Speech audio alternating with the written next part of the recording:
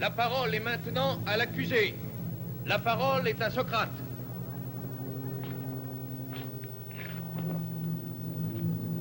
On vous a dit, Athéniens, que j'étais un orateur. Moi, je vous dis qu'à mon âge, j'ai 70 ans, il serait peu convenable que je pratique l'éloquence. C'est la première fois que je comparais devant vous sur l'estrade d'une cour de justice. Mais ceux qui m'ont entendu parler dans les rues et sur les places publiques pourront vous dire que je parle ici comme ailleurs à ma manière, sans autre recherche que celle de la vérité. La loi exige que je prenne la parole pour me défendre. Je me défendrai. Toutefois, avant de répondre à mes accusateurs, que j'ai écoutés avec la plus grande attention, je dois réfuter les mauvaises langues qui, depuis 20 ans au moins, s'acharnent à me confondre avec un certain Socrate, occupé à scruter les mystères de la terre ou, ce qui est plus grave, à vénérer les nuées. Un tel personnage ne peut être dans l'esprit de ceux qui l'ont méchamment mis en scène qu'un athée. Et Aristophane ou ses imitateurs, sous leur drôlerie, ne déguisent nullement cette accusation. Or, le personnage qu'il vous présente, marchant dans les airs ou débitant mille folies, plus ou moins scientifiques auxquelles je n'entends rien, ne me ressemble en aucune façon. J'en appelle au témoignage de ceux qui me connaissent. Quant à dire que j'entreprends l'éducation des gens moyennant finance, et cela pour leur apprendre à rendre juste la cause injuste, voilà qui est faux. Car je me contente de rechercher la vérité. Si j'avais le bonheur d'être savant comme Hippias, ou comme Gorgias, que vous connaissez tous, je n'hésiterais pas sans doute à me faire payer. Malheureusement, je suis ignorant, et ma seule connaissance est de savoir que je ne sais rien. Cette connaissance-là ne se vend pas.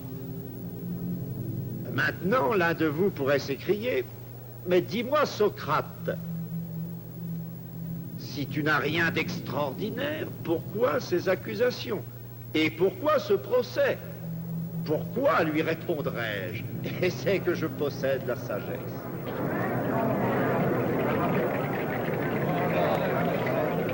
Ne vous indignez pas, Athéniens. Mon témoin est le dieu de Delphes. Vous avez tous connu Clérophonte. Pour moi, c'était un ami d'enfance. Et sa mort m'a bouleversé. Pour vous, c'était un démocrate. Un homme qui, sous l'occupation de Sparte, connut l'exil. Son frère est ici, et il témoignera pour moi en son nom.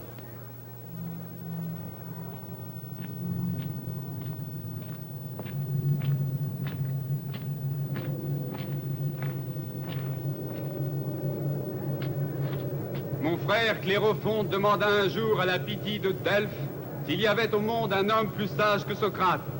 La Pythie lui dit que nul au monde n'existait qui soit plus sage que cet homme-là.